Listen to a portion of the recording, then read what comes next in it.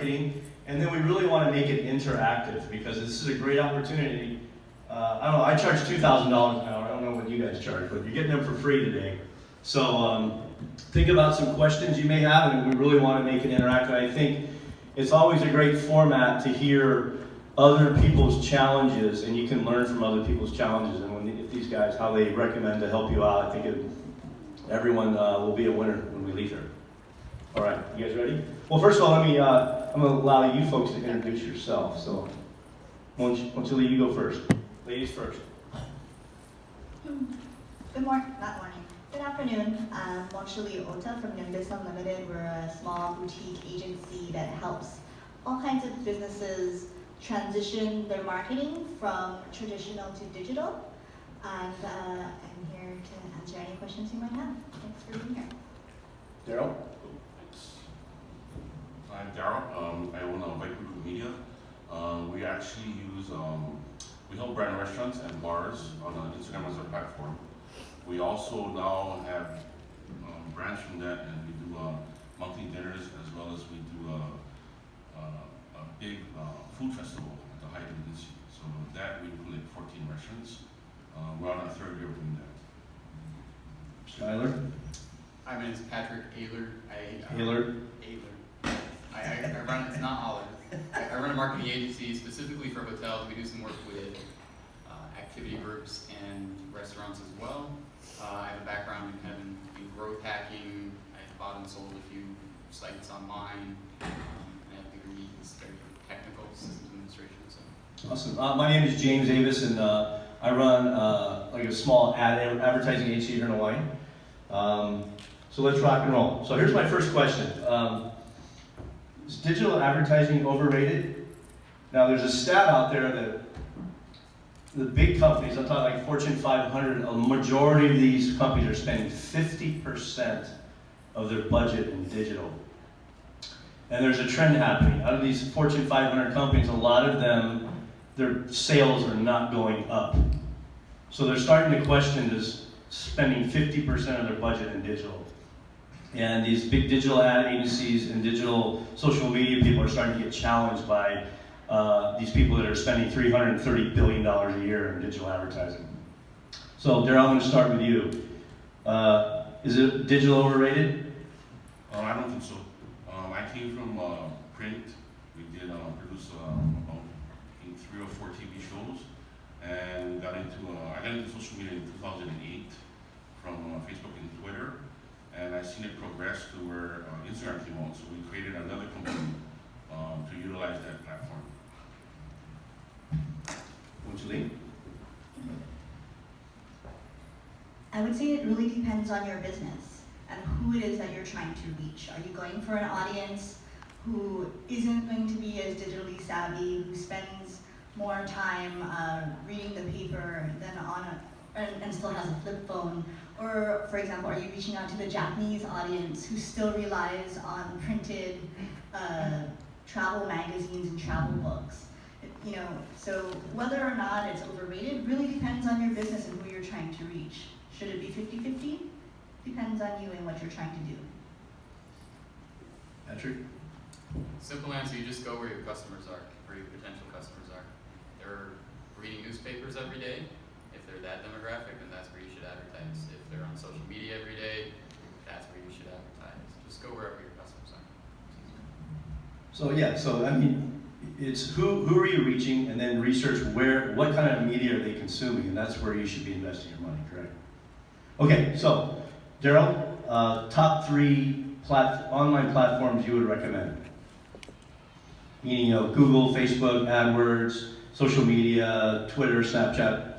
What would you do? I think for our clients and what we're doing in the restaurant and bar industry, number 1 would be Instagram.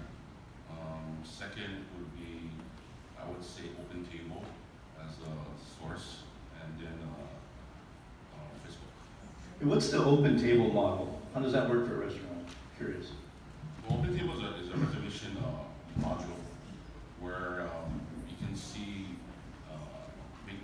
online reservations via your phone. You can look at different restaurants. It's almost like kind of like a Yelp, but for reservations. So what's the model? If I'm a restaurant and do I pay for open table? Do I pay per reservation? You pay per reservation either via your website or the Open Table app or even Facebook. So it's like is it a subscription model or is it a per reservation Per model? reservation. Okay, Per cool. reservation. I think on Facebook it's 50 cents per Okay. reservation. Right on. Monchalee, your top 3 media platforms, online media platforms. Again, it depends what kind of business you're trying to drum up.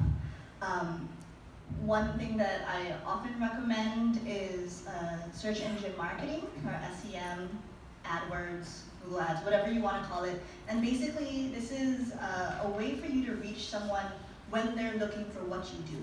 So they do a search in Google, and it's the ads that say advertisement at the top of the search results, above your organic results. It's definitely a way to make sure that your business shows up when the consumer is looking for you. Tacked on to that, I would say remarketing or retargeting. And all of you have had this before when you look for shoes on Amazon. Yeah, that's when my wife's shoe sites follow me around. Follow you Right. around the internet.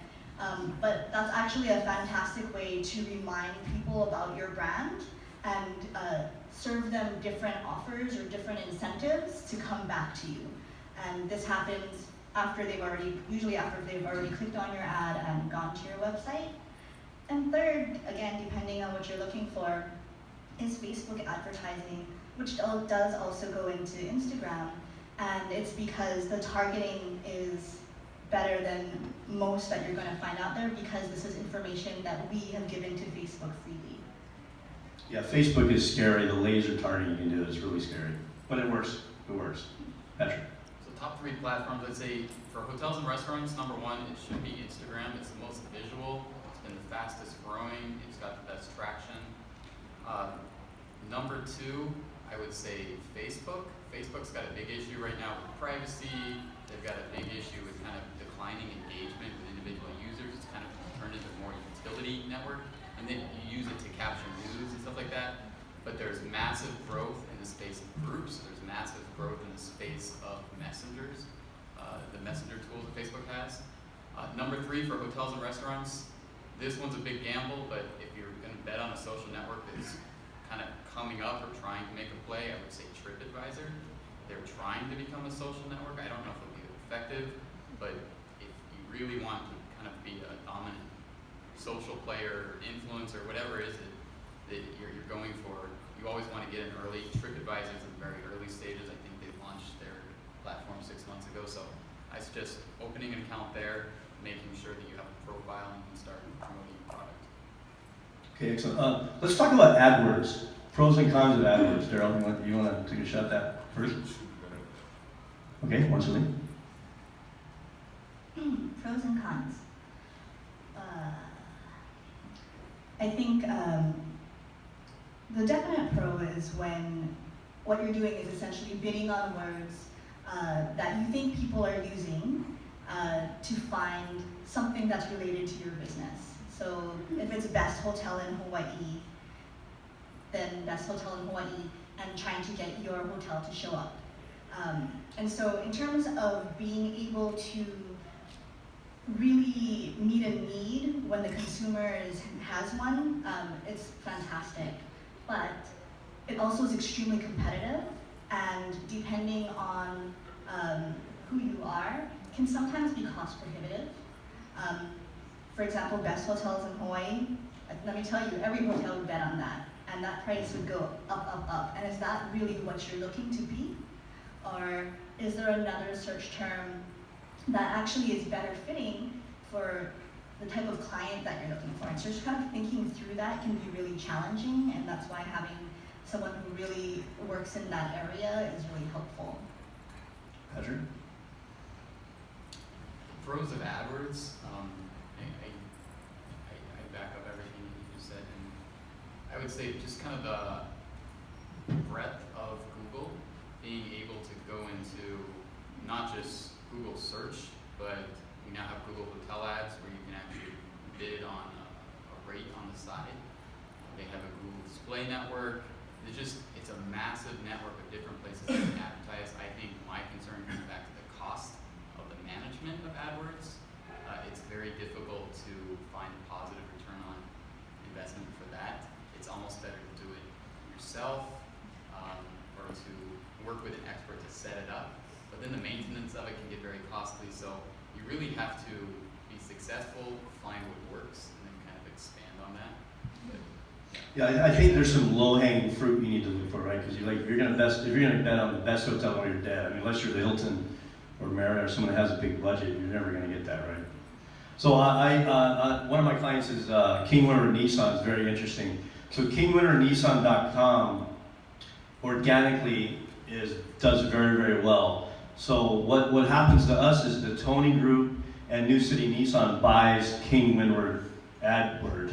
So even though, you know, King Winter Nissan, if you just go to Nissan, it's going to come right up organically with one or two, but then those two guys will be right above us in the buying an ad. So it's a, you know, it's a game you play. Like, I agree with Patrick, it's almost like a zero-sum game, right? It can be. So just be careful getting caught up in the AdWord game. Okay, moving on. So definitely what I see, and is the data to prove it, is online videos. 15-second videos is trending. It's probably the hottest type of online marketing out there right now. And I think the creative has a lot to do with whether it's successful or not. So Darrell, let's talk about it, because you're big time into Instagram video. So why don't you elaborate on that for us? So Instagram now offers you 3 different platforms for videos, either in your feed, or Instagram Stories, or IGTV. IGTV is creating your own channel on your own name, like YouTube.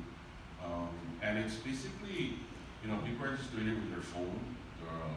The quality it's almost as good as if you hired a crew to come in. So that's the beauty of this smartphone, is that you can create a video, you can edit, and place it on all your channels. So on Instagram, there's no limit on the time limit. It used to be just 15 seconds, right? So.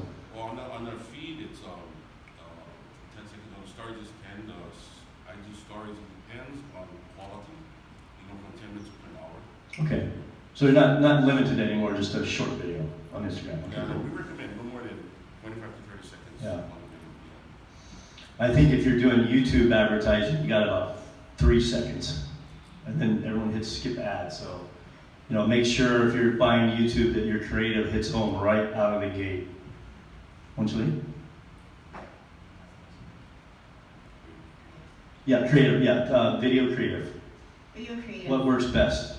What works best is, again, thinking from the mindset of your consumer, your customer, and showcasing, basically thinking about what they want to see. So if you have a Hawaii brand, they want the Hawaii lifestyle, the paradise, and it's about showcasing your brand and the people that you associate with your brand living that lifestyle and experiencing it. And that's going to get the most engagement. Cool. Patrick? yeah, so you want to first go where your customers are, right? And then you want to produce content that they're going to be most likely to engage with. That's traditionally on our social channels has kind of been photography, great imagery, and that's kind of evolved on the social platforms to more video. And it's Facebook and Instagram, they're all aware of where ad dollars are being spent.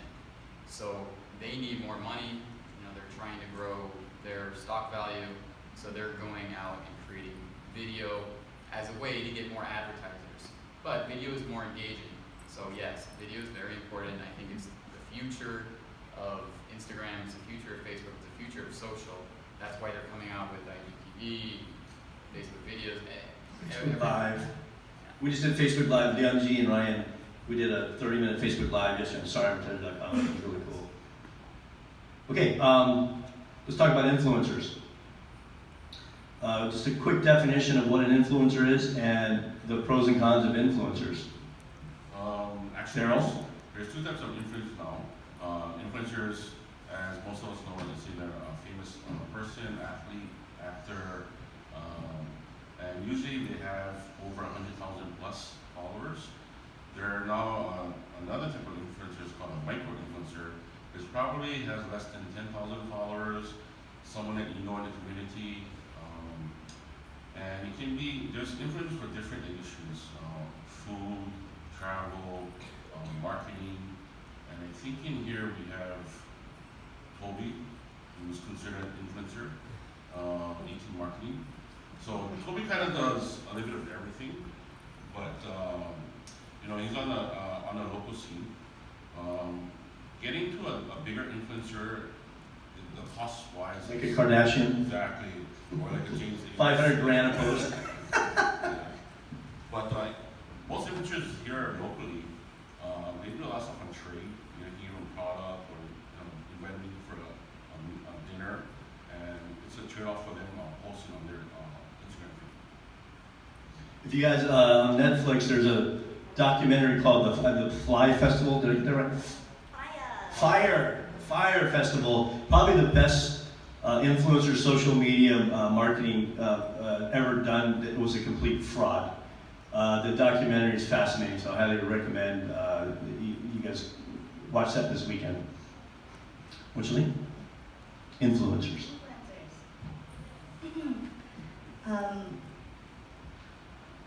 In terms of what you should look for in an influencer, again, it's all about who is it that's going to really jive with your brand, who aligns with your brand and aligns with the customers that you're trying to attract.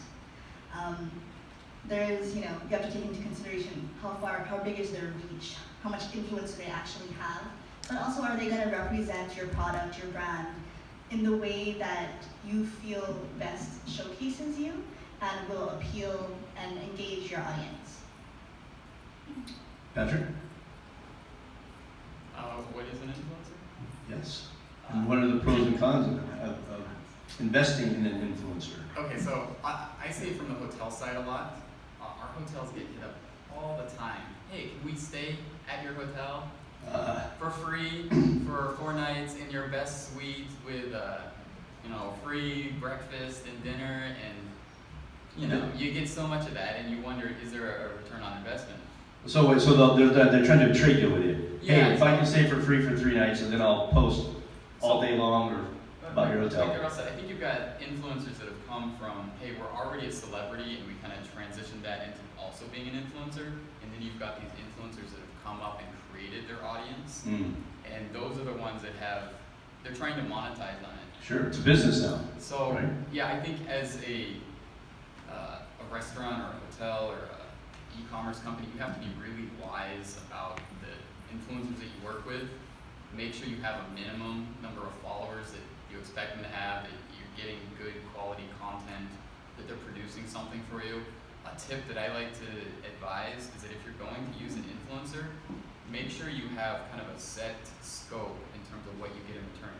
Because sometimes they're actually not really providing great influence and driving business for you, but they might produce 20 incredible quality lifestyle photographs or media that you can reuse in your marketing or reuse in social or other areas.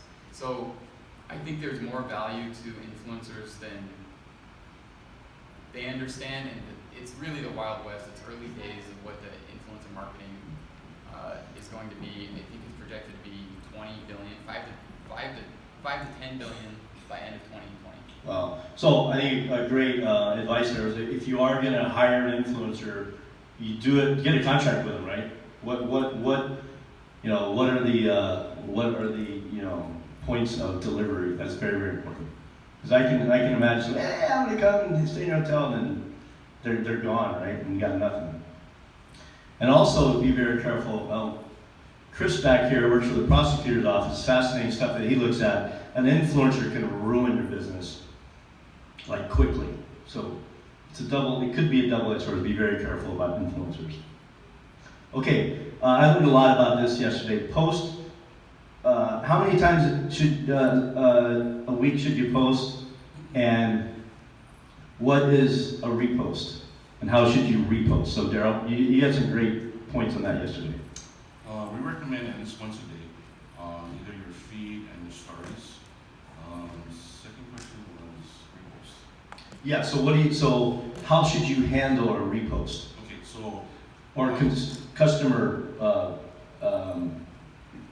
post, right? Right. Right, so for restaurants and bars, we strongly recommend reposting their customer photos. And, you know, if the customer takes the time to take a photo and write a description and with all the hashtags and, you know, make sure you give them credit in your photo. Just don't post a photo without giving them credit. That's important. There's some that fail to do that, and then there's some problems with that. Can you give an example of credit? What do you mean by that? Like for what we use, some use the hashtag repost. We use the camera icon as for reposting, and we always give credit, no matter where the photo came from. But we don't give credit. We don't repost a reposted photo. So on all our feeds, we have permission from all the restaurants and bars to repost their content. And I was talking to Chris about this too, is that, you know, actually it's just you need approval just through a DM or text message or an email, and it's not where you have to sign a document like what they thought before it was. Reposting also gives you content. If you don't have time to take a photo, then you can use the customer's photo as you post that. But the more consistent you are, the better it's for your business, the better branding, because the other restaurants are doing it every day. On your influencer accounts, it's all original, right? Sorry? On your influencer accounts, it's all original. You guys post your own stuff. No, it's all repost. It is. Yeah. So the way we started, 5 years ago. What are we talking about now, Darrell? Which site? Sorry. So my kitchen and bars account is all reposted photos. Okay. The reason why we did that was, say if Monchalee was a chef, she could describe the dish exactly how she wanted to describe it versus me coming in and saying, oh, it's New York steak. So Right. give it more authenticity to the photo. Expert photos. Exactly. Yeah. And then the reason why we did it was it also enabled that the person following to go back to the original account and follow the account. So we saw that the followers had increased from the original account by what we're doing. Oh, excellent. And Yeah. back then, there's nobody really doing reposting, but there's so many apps now that it makes it easy to repost a photo. Cool. Monchalee?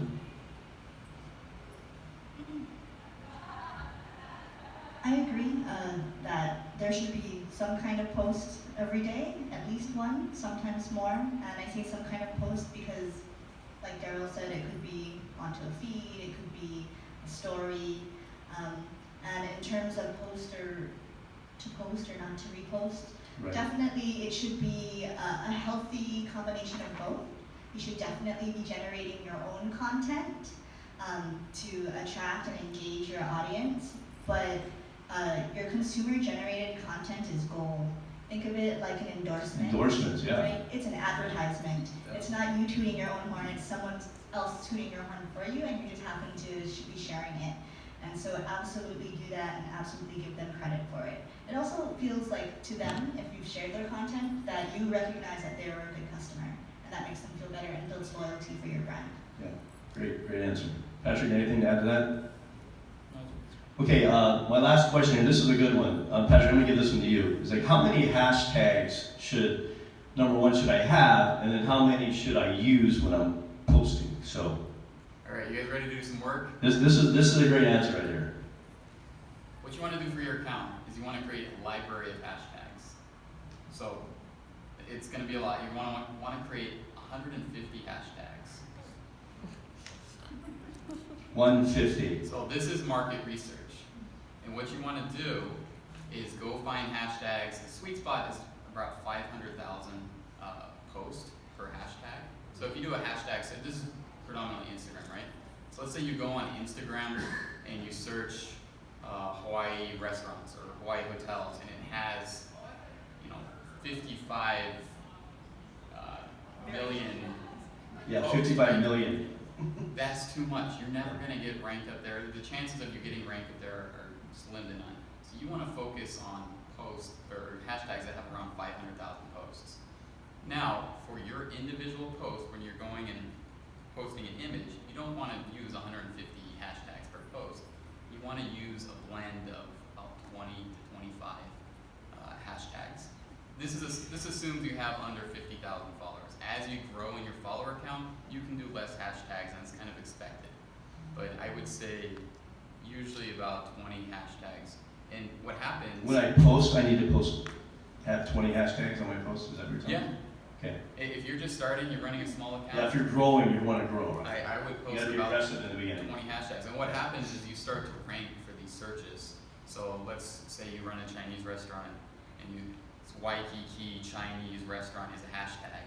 And all of a sudden you'll rank in the top 3 for that. So as people are searching for that on Instagram, they'll discover you, they'll like your content, and you'll move up, and it creates more visibility. And as you gain followers, you can scale back on the number of hashtags you use. But I'd really build a large list that you can pull from and get very niche, Yeah.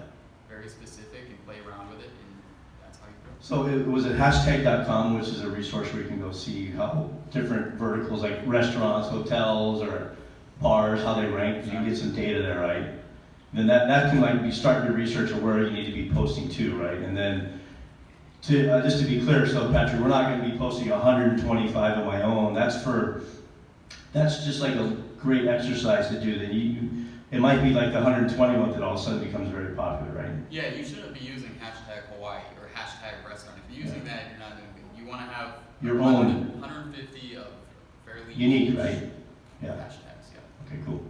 Okay, get to work, everybody. Got homework. Okay, we're gonna open it up. So you got 3 very intelligent people here that about social media. So you're getting them for free. So don't be shy.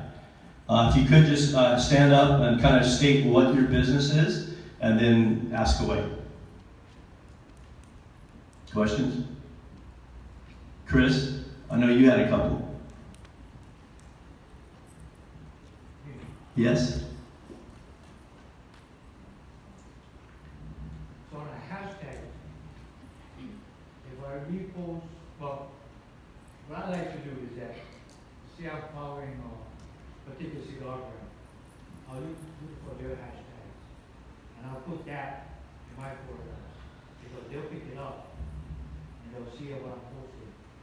A lot of my followers will see what I'm posting, and usually comment and say, hey, what are you smoking? And my posting, I made like 2-3 lines. For more info, go back to the original post. So now, a lot of times it goes back to the original manufacturer, and they can put a detailed description on it. And they see that who's giving that, who's feeding them that information. It's kind of like, I'm taking care of them, instead of supporting them. And sometimes I'll be getting offers to, like I was saying, I get contacted, they want to use it for print publication, they want to make a poster on my board. I said, no, cool, I'll take trade in cigars. There you go. Do you ever get it? Alright? Did they ever send you cigars? Yeah. Good Yeah, for you. so Chris is a cigar influencer, right? So, in fact, I'm the only Hawaii visitor that travels to a yearly festival in Hawaii. So in 1 year, I got, I don't know how that happened, I ended up being recognized as a social media poster for that particular Can I do that? Go, Darrell. So that actually shows how powerful the hashtags are, almost like how AdWords are. So Chris, how many followers do you have?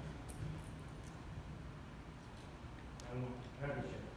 Check it out, man. So he's probably considered a micro-influencer, which he really didn't know that he was doing, but that's where the power of hashtags or tagging a photo of the company, the cigar company.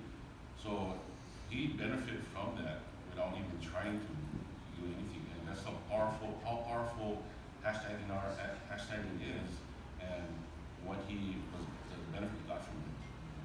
On a side note to that, how I got into this was with the strength of social media. My background is law enforcement. So, even though being a city cop, I had the chance to network with a lot of law enforcement officials who have you got alphabet soup on the beltway. And one of my mentors told me taught me about information, disinformation, and misinformation. So that with posting, you can control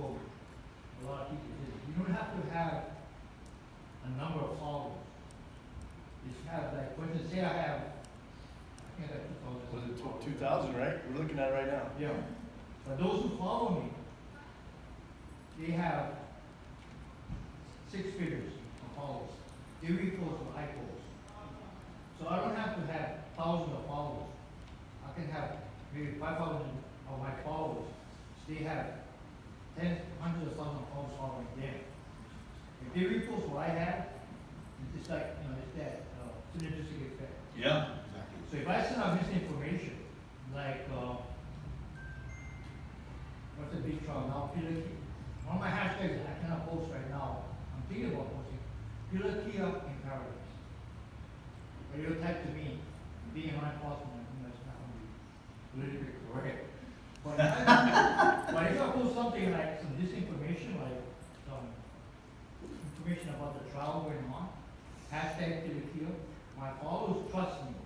They're going to repost it. And within seconds, it goes viral. And people can act on that. So that's the thing you gotta be aware of, that when we post on the internet, a lot of people don't take the time to see if it's credible. And they wanna do it formal. They wanna be the first one to repeat it, whether it's true or not. And that's what we got our Is that fake news? fake news. So what I was able to do is I just searched Hawaii cigars and hashtags, and I found you like that. And you were the top post for each one, so you're using them correctly. I don't use Hawaii. What was that? Hawaii cigars? Hey, Chris, you got to get out of the trade business and start charging these guys. I don't use it that way. Well, I think what Chris is describing is what Patrick was talking about, where out of the gate you need to have as many hashtags as you can, and you never know. One of these hashtags, all of a sudden, if one of these people that has 500,000 followers and they repost what you are, all of a sudden you're on the map, like within seconds, as you said. So I think that's really the strategy playing out. Yeah, I think another tip would be to tag a location whenever possible. That way you get, if you're in a cigar bar or you're in a restaurant, tag that location, and then as people are searching that location, or if you go into a restaurant, sometimes it's really interesting to actually see what else has been tagged at that location. Wow, cool. That's great. I didn't think about that. Okay, again, talking with Chris yesterday, his day job. Let's talk about this. What happens, Darrell? I go into a restaurant and somebody gets food poisoning, or number one, so for real. But even for number two, if someone just wants to mess with your business and start lying, they know your food's terrible. I went in here, the service was horrible, but it's a complete lie. They're just trying to, basically be an asshole and mess with your business. How do you deal with that? Well, that's actually something we don't do on that part, because it should be coming from the restaurant itself. Well, I meant like if I'm my business, like take it as like if I have a restaurant and they start posting like, don't ever go to this place, the food's terrible, I got food poisoning. How do you deal with that? I think there's a few cases in the past is that you have to deal with it directly. Either you hold a press conference, you deal with it with the Department of Health, but you can't avoid it. You have to show. Yeah, you got to engage it right away. Exactly, and you can't delay in your responses, and you can't give them vague responses either. You have to hit it in the head with that. Cool. Monchalee, you got anything to add about that? So I've made a number of social media escalation policies for major hotels here in Hawaii, and Like bad escalation. bad escalation, Okay. like racism, accusations, and that sort of thing. And what I want to remind you all is that you have multiple audiences when something like that comes to bear online. You have the person or people who made the original complaint. You have the general public to whom they are sharing all that information and all that bad stuff. And then you potentially have media or other groups like Department of Health that you need to address. And so one of the most important things is to make sure that there's transparency during that time as much as you can.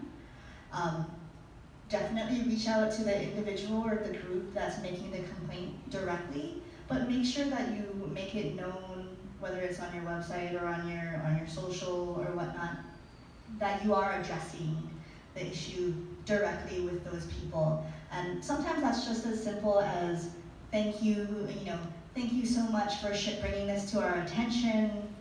We will reach out with you directly. And other people who are following that story or that news will see that you at least have addressed it. They may continue to post negative things until it's been resolved, but at least you're starting to be able to control the story. And then continue to post, depending on what it is, continue to post an update. If it's been resolved, you can say, thank you everybody for your comments and sharing your concerns with us. We have found a resolution, and basically good night. But it's really important that you make sure all parties are addressed, and if you can, to address publicly, to let people know that you're not just ignoring or sweeping something under the rug. So, and there's a silver lining to handling that way. You actually are building credibility Absolutely. and loyalty, right? By getting out in front of it and being in front of it. So something that in the beginning of social media marketing that was important was sort of watching people's sentiments. So when they talk about your brand, is it positive, negative, or neutral? And when someone's speaking negatively about your brand, it is a win to make them be neutral. And so don't worry about making them love your brand again. That's not your goal. Your goal is just to make sure that they don't hate you. From there, you can see if you can move them over again. Patrick, do you maybe have an example from one of the hotels you can talk about where this happened? Yeah, but it was probably, I haven't really seen any bad issues as of late. I do remember, I think it was like 2011, Facebook, we had somebody come on and started posting really negatively. And I made the choice at the time that for the management company I was at, we would turn off, delete the user, block them, and just prevent them from posting anything else. I don't know if that was the right decision. I look back on it and kind of the beauty of social media is that it's transparent and you can deal with these issues out in the open. So looking back on it, I don't know if I made the right decision there. I don't think I would make that decision again. Yeah, I think if you did that now, you'd get flamed. Yeah, but how By would anybody some know? way. I was able to silence, but then, you're not contributing to the social community if you're not transparent and open. Right.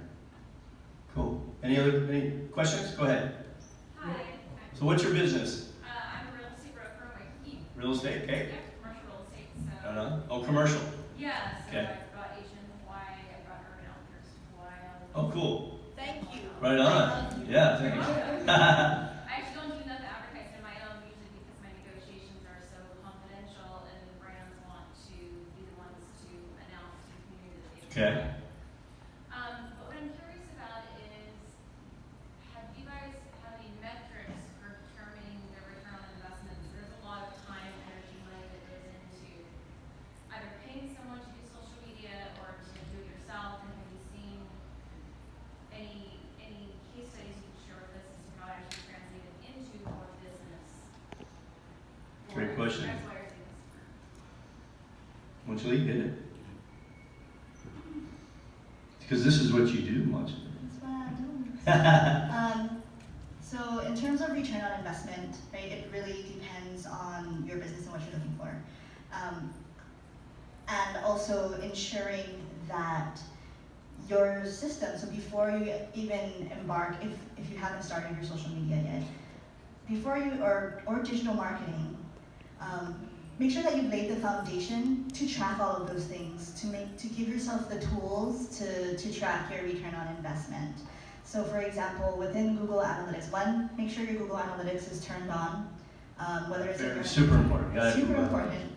And within Google Analytics, there are also some like subcategories, like demographics that you have to turn on separately. I don't know why. And then you can, within Google Analytics, set goals, add revenue, like expected revenue per conversion, or even have it draw directly, like if you know that one room night is $159 or whatever, You set it up so that you don't have to be the one who's manually counting your conversions. In terms of for social media, you can at Google Analytics, if your conversion is online, can track it all the way through from, let's say, a Facebook ad or just a post even, to your website, through to the conversion, and you can see how much money you made on that. Without that kind of setup in terms of the groundwork on the back end, it becomes a much more difficult, challenging, and tedious thing to try and track your conversions. Right, so for example, like retailers like key or restaurants, like they're trying to people to walk in their door. Yeah. So the conversion's not happening online. Maybe Great. you're trying to create a digital media to influence them to actually walk in the door, right, and then make a purchase in a physical store, and that's where I think What was your name again? Jessica Fodor. I'm sorry? Jessica? Jessica. So if Jessica was going to hire you, how do I hire you? You hire me, I have a card. But in terms of tracking brick and mortar conversion, that's what you're looking for, right? There's a couple of different ways you can do it, but number one is making sure that whatever that incentive is that's trying to drive people to your store is specific to that social media. And it's as simple as having them show it on their phone. And then it's on your team to keep track of that. We call it a call to action. Hey Darrell, so if I'm a restaurant and want to hire you, how does that work? What's your business model? Well, we help branding, as again on Instagram, and we do a lot of things where, we either showcase a new restaurant, a new chef, new menu. We do a lot of things in call to action to get them into the door, either for that nightly special or a good example of call to action is that on our other page, Always Best Bars, we do monthly promotion of different bars. So in let's see, March we did a promotion. So you're like events part of your business, Yeah, exactly. which is awesome. Yeah. So we did a call to action for Japanese barbecue Yoshi. We did a flyer on Instagram. It was for happy hour, and they 5 to 6 and 8 to 5 to closing. The restaurant can only sit 55 people. In the entire month of March, they did it's a $20 beer platter. They did about 600 platters, so about a $12,000 increase just for that. Wow. In a time when they're slow. Correct. So that's awesome. Yeah, so it's a call to action. And that's what a lot of restaurants like. They put up something, a special or a happy hour special, but they can see the results. Patrick, you want to talk about that?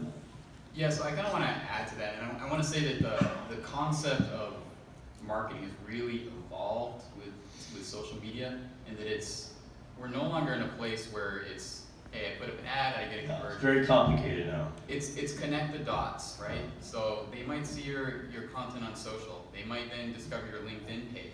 They might then see an ad somewhere else. You might remarket to them. They might see the website. So it's really the measurable.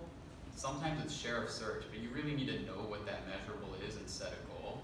I think you have to be careful about thinking about it that, hey, I put up an ad and it's supposed to immediately result in a sale. It could be 6 months down the road. It's a process, and the more visual, the more visible you are online and on these networks, the better. But everything is measurable, so it's attribution and kind of building that model and understanding where each of those pieces of media fall into the attribution model. I thought that was a really good the Honolulu cookie company story you told to the honeybee lady yesterday. Oh, so that wasn't Honolulu Cookie Company. That was Wasn't it? the Maui Cookie. Oh, Maui cookie. Sorry. So I don't know the whole story. This was kind of told to me through somebody else, so the whole thing might not be even true. But what I heard, rumor is, Rumor has it. that Maui Cookie Lady, what she would do is she would take her cookies and she'd send them out to celebrities when they were visiting the islands. Brilliant. So one day The Rock's visiting, right? The Rock gets this delicious box of cookies, picks them up, tastes them, loves them, turns around, posts it on social media to his, how many millions of followers? Probably 12 Millions. 20, tons. Yeah.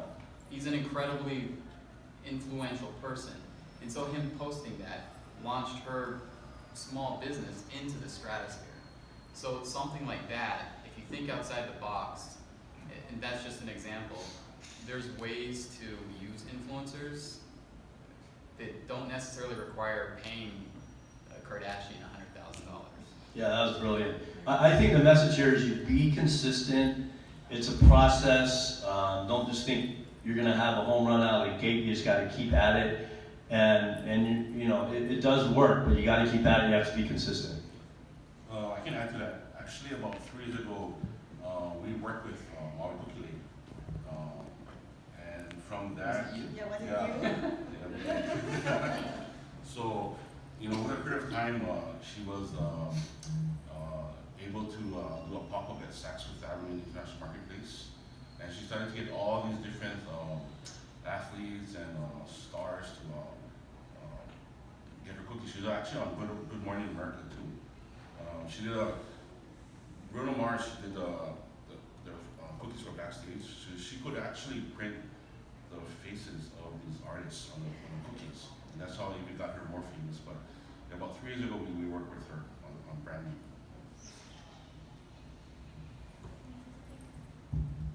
So James, you kind of talked about consistency, and Patrick, you talked about attribution, you know, making sure, or realizing that marketing touches people in all kinds of different ways. And I know we've been talking a lot about social media, but I encourage you all to just, again, think about integration too, that there still is a place for traditional, whether that's television, whether that's newspaper, whether that's print, whether that's outdoor advertising. I know we don't have billboards in Hawaii, but it certainly feels like it sometimes. And so make sure to keep in mind that whatever it is you're doing on digital supports whatever you're doing on traditional, and then vice versa. Yeah, so I can add it. So I can't give away budgets, but I can tell you. So we have AirAsia as a client of OMG, King Windward Nissan, Windows Hawaii, and Long's CVS. On average, the media mix for those 4 advertisers is about 20% digital, and then the other 80% is we try to do 33% print, 33% TV, and 33% radio. That's kind of our OMG formula, and all of our clients have grown their business, so it works very well. So I'm definitely one that says 50% digital is overrated. Because I know for a fact, I have an airline, a car dealer, and Longs, and we're cranking, and we're only using 20% of our budget is in digital, so proof's in the pudding too, so just... I think the difference is the size of the business too. You guys are going after brand visibility. True that. Definitely branding is a part of what we do, so yeah. Unfortunately, small businesses, that's a tough one, right? You need to move products, so branding is, that's unfortunately has to take a back seat to, you know, ring the cash register, right? Yeah, I definitely say for like the small businesses, as you want to get that traction, it's probably 80-20 rule, if anything. 80 digital, 20, and then It's a as you small grow the business. brand, Right. you can look it up. Right. Cool. Any other questions? My name is Mark. I run a sommelier wine consulting business. And Excellent. I'm wondering about LinkedIn. You mentioned LinkedIn. Yeah, we didn't talk about LinkedIn. It's the only platform I've ever gotten any business from.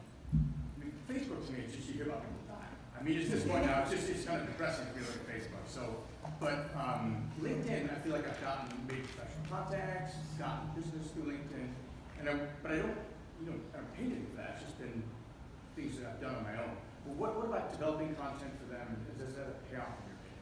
Yeah. I love LinkedIn. Yeah, I do too. But LinkedIn is secret sauce for me. We've probably done over $2 million in business for our agency by establishing connections through LinkedIn. I think I've got 7,000 plus connections on LinkedIn. Not because I produce great content, but because I reach out and connect. Yeah. And sometimes I automate that, and that's not great. But it's built a lot of business, and yeah, I love LinkedIn. Creating content for it is really early stages. I like what, if you want to be really annoyed, follow Gary Vee. It's like hustle porn is what we call it. Yeah. But he does a great job in terms of the content he creates. It's very video heavy. As a sommelier, I'd say go out there, you can create beautiful content, but know your audience exactly. So for me, I go after hotel asset managers, hotel ownership, hotel general managers, hotel So your directors target of market. sales and marketing. And you can do Boolean searches to find them, target by people, go through and just add them, connect them, send them a little message, hey, this is who I am, this is what I do, nice to meet you, I just wonder if I could add you to my network. And then as you create content, they're gonna see it, and then your visibility in that sphere is gonna expand. Okay, I have an awesome LinkedIn story. So this is a little plug for our own business. We've created this really cool product called the Digital Billboard Network. We have 257 screens around the islands now. And the majority of them are above the newspaper rack, but they're also, if you go to Tamura's and Wailea, you'll see 2 screens, one in the Poke Bar and one above the register. And we're running local content. So we have a newscast, Young Genies and Ryan are newscasters, so we have a 1-minute newscast on there. We do the weather, and then of course there's local advertising on it. And whatever store we're in, so if we're in Tamura's, they're running stuff on those screens about products in their store. And we're running demographic detection technology. It's anonymous, but if you get within 15 feet of the screen, we can tell if you're male or female and take a really good guess at how old you are.